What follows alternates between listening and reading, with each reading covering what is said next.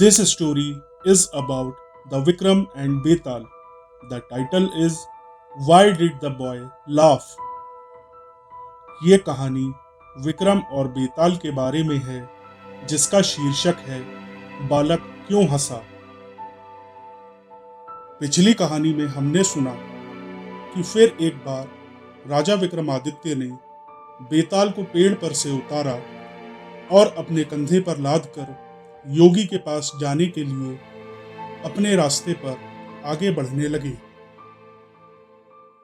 बेताल ने फिर से राजा विक्रमादित्य को एक और कहानी सुनाना शुरू की। कहानी सुनाते हुए बेताल ने कहा, एक बार की बात है, राजपुर नाम के नगर में अमरेंद्र नाम का राजा राज किया करता था। उन्हें शिकार करने का बहुत शौक था। एक दिन वो जंगल में शिकार करने के लिए निकले। वहां घूमते घूमते वो रास्ता भटक गए और थक कर वो एक पेड़ के नीचे आराम करने लगे।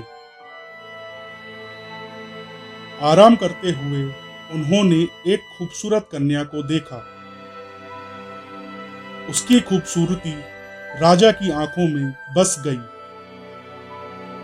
उस लड़की ने फूलों के गहने पहने हुए थे। राजा उस कन्या के पास पहुंचे।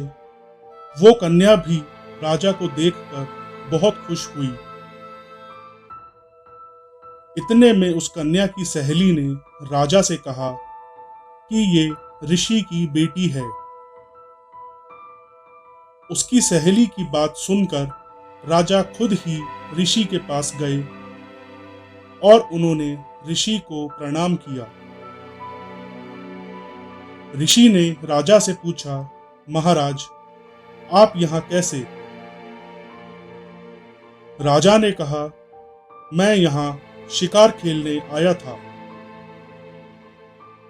राजा की बात सुन ऋषि ने कहा, महाराज, आप क्यों मासूम जीवों को मारकर पाप के भोगी बन रहे हैं? ऋषि की बात का राजा पर बहुत असर हुआ। राजा ने कहा, मुझे आपकी बात समझ आ गई है। अब मैं कभी शिकार नहीं करूंगा। राजा की बात सुनकर ऋषि बहुत खुश हुए और बोले, महाराज, बताइए मैं आपके लिए क्या कर सकता हूं?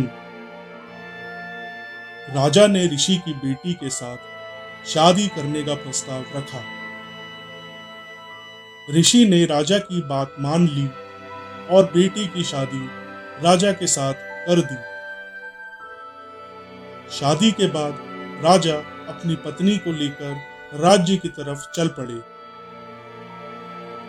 रास्ते में जाते जाते उन्हें एक राक्षस मिला। वो राक्षस बहुत ही भयानक था। उसने राजा की पत्नी को खा जाने की धमकी दी। राक्षस ने राजा से कहा, अगर अपनी रानी को बचाना चाहते हो तो 7 दिन के अंदर एक ऐसे ब्राह्मण के बेटे की बलि दो जो खुद की मर्जी से अपने आप को समर्पित कर दे और उसकी मौत के वक्त उसके माता पिता उसके हाथ पकड़े रहें। राजा बहुत डरे हुए थे और उसी डर से उन्होंने राक्षस की बात मान ली। राजा डरते हुए अपने नगर पहुंचे और अपने दीवान को सारी बात बताई। दीवान ने राजा की पूरी बात सुनते हुए राजा को सांत्वना दी और कहा, आप चिंता मत कीजिए, मैं कुछ उपाय सोचता हूं। फिर दीवान ने 7 साल के बराबर एक बालक की मूर्ति बनवाई और उसे कीमती गहने और कपड़े पहनाए। उसके बाद दीवान ने उस मूर्ति को गांव-गांव और आसपास के नगरों में घुमवाया।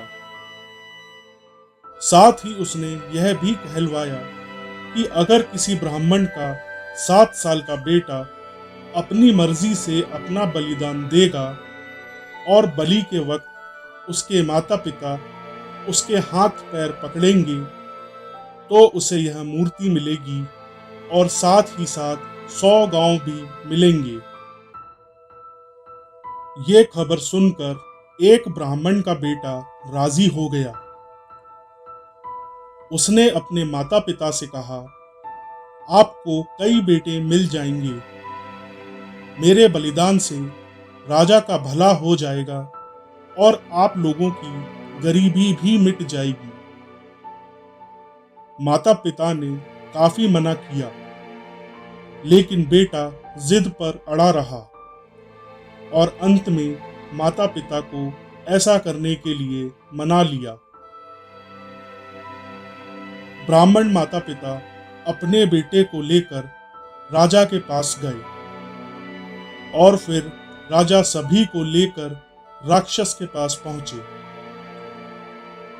राक्षस के कहे अनुसार राजा उस बालक की बलि के लिए तैयार हुए और बलि के वक्त बालक के माता पिता ने उसके हाथ पैर पकड़े। राजा ने बालक को मारने के लिए जैसे ही तलवार उठाई, बालक जोर से हंस पड़ा। इतने में ही बेताल ने कहानी बीच में ही रोककर राजा विक्रमादित्य से हर बार की तरह सवाल किया कि बताओ राजा विक्रमादित्य, ब्राह्मण का लड़का क्यों हंसा? बेताल का सवाल सुनते ही राजा विक्रमादित्य ने जवाब देते हुए कहा, ब्राह्मण का बेटा इसलिए हंसा क्योंकि जब भी कोई आदमी डरता है तो वो सबसे पहले अपने माता पिता को बुलाता है। अगर माता पिता नहीं हो तो व्यक्ति राजा को मदद के लिए बुलाता है। अगर राजा भी मदद ना करे तो व्यक्ति भगवान को मदद के लिए याद करता है। लेकिन यहाँ तो कोई भी ब्राह्मण के बेटे की मदद के लिए नहीं था।